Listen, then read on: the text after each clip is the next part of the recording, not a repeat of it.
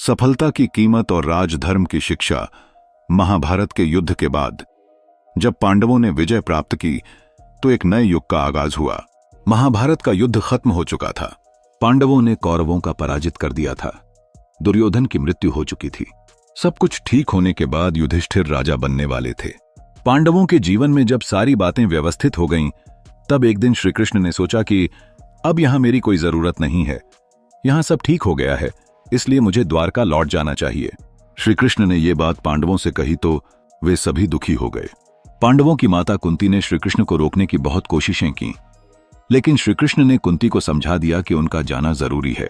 इसके बाद जब वे आगे बढ़े तो युधिष्ठिर ने श्री कृष्ण को रोका और कहा कि हमारी माता तो आपसे रुकने के लिए कह ही रही है और मैं भी आपसे प्रार्थना कर रहा हूं कि आप न जाएं। मैं अभी भी बहुत परेशान हूं। श्री कृष्ण ने कहा कि राजन, अब क्या परेशानी है? तुम अभी इतना बड़ा युद्ध जीते हो, राजा बन गए हो, अब तो सब ठीक हो गया है। युधिष्ठिर ने कहा कि मुझे यह सब कुछ अच्छा नहीं लग रहा है। अपने कुटुंब के लोगों को मार पर यह राजपाट मिला है। मैंने कभी सोचा नहीं था कि यह सफलता इतना दुख देगी। श्री कृष्ण ने मुस्कान के साथ कहा कि राजा बनना तो हमेशा से ही मुश्किल होता है। इस युद्ध में आपको धर्म बचाना था और इसके बाद आपको ही यह राजगद्दी मिलना थी। तुम्हें ऐसा लग रहा है कि युद्ध में तुम्हारे परिवार के मारे गए, तो युद्ध में तो ऐसा ही होता है। समझदार व्यक्ति वही है जो सफलता के पीछे छिपे दुख को समझता है और उससे सीख लेकर आगे बढ़ता है। श्री कृष्ण युधिष्ठिर को ये बातें और अच्छे से समझाना चाहते थे, इसलिए उन्होंने कहा कि हमें भीष्म पितामह के पास चलना चाहिए। वे तुम्हें राजधर्म के बारे में और अच्छी तरह समझा सकते हैं।